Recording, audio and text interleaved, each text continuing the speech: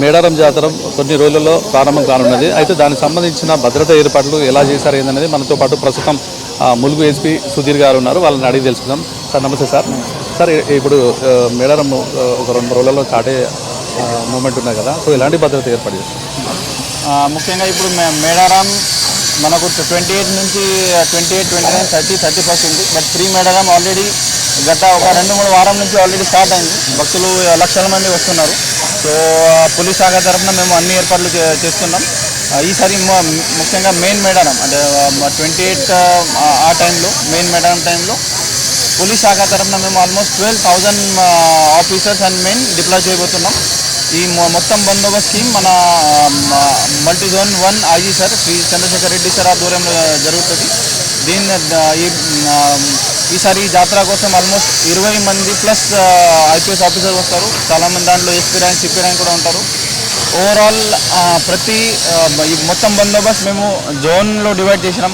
అంటే ఒక ట్రాఫిక్ అనే ఒకటి జోన్ ఉంటుంది, తర్వాత ఈ క్రౌడ్ కంట్రోల్ ఒకటి జోన్ ఉంటుంది, ప్రొసెషన్ ఒకటి జోన్ ఉంటుంది, దీంట్లో వర్షిప్ ఏరియా ఒక సెక్టర్, జాతర ఏరియా ఒక సెక్టర్, ఇట్లా RTC bus stand, RTC area అది ఒక సెపరేట్ సెక్టర్ జోన్గా మేము డివైడ్ చేసి ప్రతి జోన్కి ఒక sector incharge officer, sub sector incharge officer వాళ్ళకి ఏరియా డివైడ్ చేసి ప్రతి ఏరియాకి మేము బాధ్యత ఇచ్చి వాళ్ళతో 100% ఎక్కడ కూడా ఎటువంటి ఇష్యూ లేకుండా మేము పని చేయాలని మాది ప్లాన్. సార్ గతంలో కూడా మీరు మేడారం చేసిన అనుభవం ఉన్నది. సో అప్పటికి ఇప్పటికి ఎలాంటి మార్పులు ఉన్నాయి అంటే గద్దెలు కూడా కొంచెం డెవలప్ చేశారు.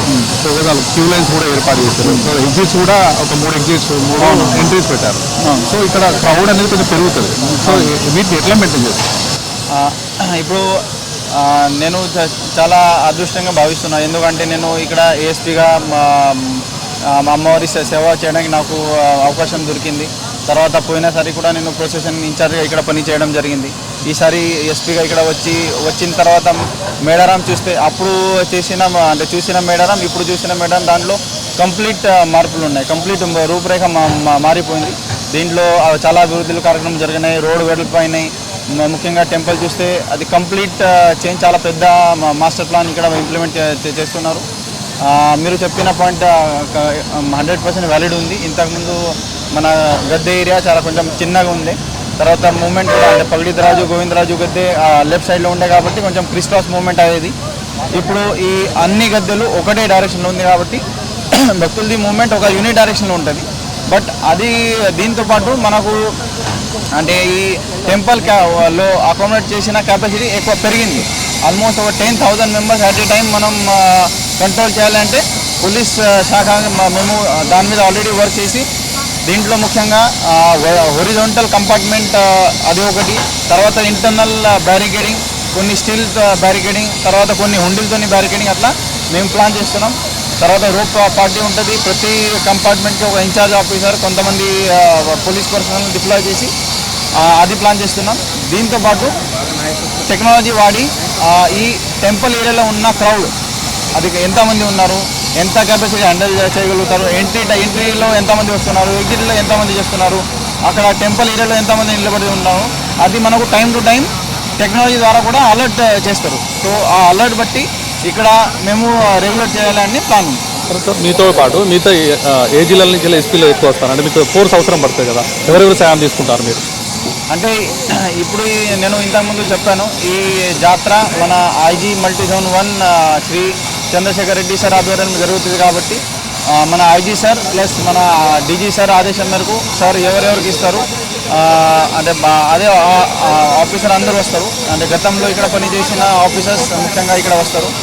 దాంట్లో ముఖ్యంగా మనం CP Warangal sir, CP Ramagundam సార్తో పాటు మిగతా చాలామంది ఆఫీసర్స్ కూడా వస్తారు.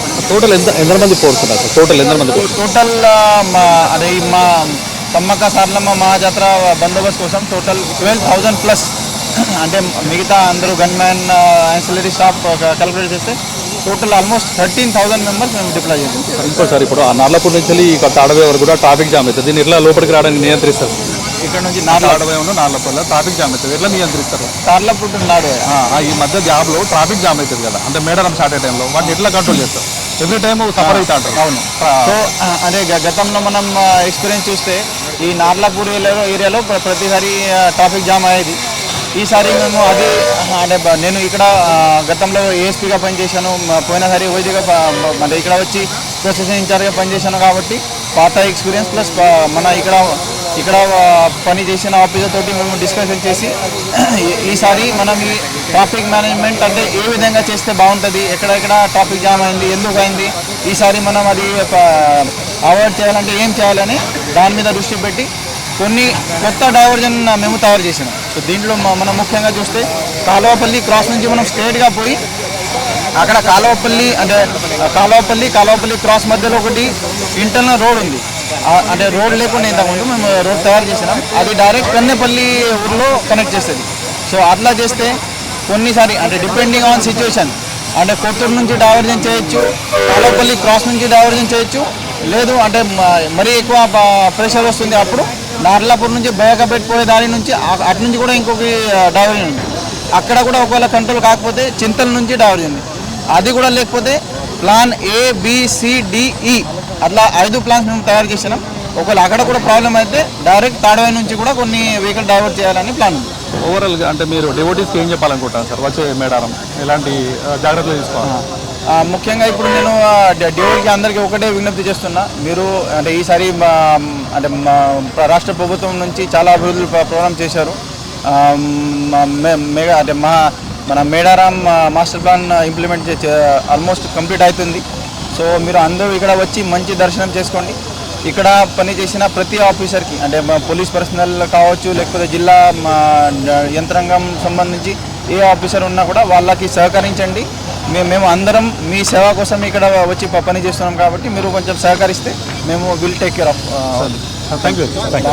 మొత్తానికి చూసుకుంటే మాత్రం గత మేడారంతో ఈ మేడారంతో పోల్చుకుంటే మాత్రం కాంగ్రెస్ ప్రభుత్వం వచ్చిన తర్వాత చాలా అభివృద్ధి పనులు చేపడుతున్నారు. అయితే గతంలో పాత గదులకు ఒకటే ఎగ్జిట్ ఉండేది, అంటే ఎంట్రీ ప్లస్ ఎగ్జిట్ ఒకటే ఉండేది. దాంతో భక్తులు రకరకాలుగా ఇబ్బందులు పడేది. ఇప్పుడు గద్దెలను మనం చూస్తూ ఉన్నాం, గద్దెలను చాలా డెవలప్ చేశారు, వాటిని షిఫ్ట్ చేశారు. సో 3 మార్గాల ద్వారా భక్తులు లోపలికి వచ్చి తర్వాత 3 మార్గాల తర్వాత బయటికి వెళ్ళిపోతారు. సుమారు అంటే లోపల భక్తులు 10,000 మంది వరకు కూడా వచ్చి వాళ్ళు దర్శనాలు చేసుకొని బయటికి పోవచ్చు. అలాంటి ఫెసిలిటీ కల్పిస్తాము. అయితే ఎలాంటి ఇబ్బందులు కలగకుండా భారీ భద్రతలో ఏర్పాటు చేస్తున్నామని చెప్పేసి ములుగు ఎస్పీ చెప్తున్నారు. భక్తులు కూడా పోలీసులకు సహకరించి ప్రశాంతంగా వాళ్ళు దర్శనం చేసుకొని తిరిగి ప్రయాణం చేయాలని చెప్పేసి ములుగు ఎస్పీ కోరుతున్నారు. కెమెరా పర్సన్ సతీష్ రెడ్డితో రాజేంద్ర ప్రసాద్, వరంగల్ టైమ్స్, మేడారం నుంచి.